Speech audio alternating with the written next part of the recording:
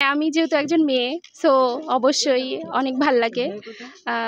নারী ক্রিকেট তো বর্তমানে অনেক এগিয়ে যাচ্ছে, দোয়া করি সামনে আরও এগিয়ে যাক।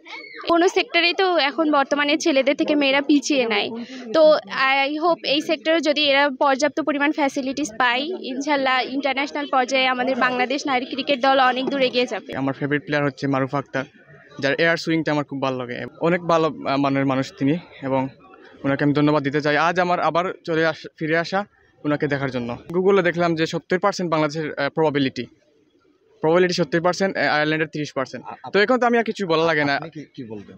আমি বলবো তো বাংলাদেশ আজ বড় ব্যবধানে জিতবে, আমার এক্সপেকটেশন।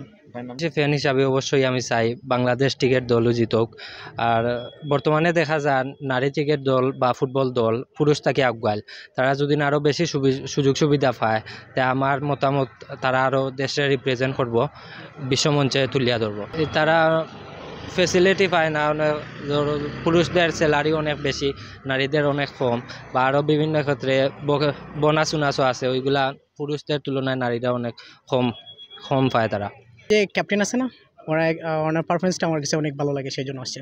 জ্যোতি ক্যাপ্টেন মেবি বাংলাদেশের, তো শুভকামনা। আর টিকিট পাইলে বেটার হইতো, বা ফ্রিতে খেলা দেখতে পারলে বেটার হইতো। তার সাথে আশা রাখি যে আমাদের বাংলাদেশের সুনামটা বাংলাদেশের প্লেয়ারে রাখবে, আজকে এই প্রত্যাশা নিয়ে আসছি।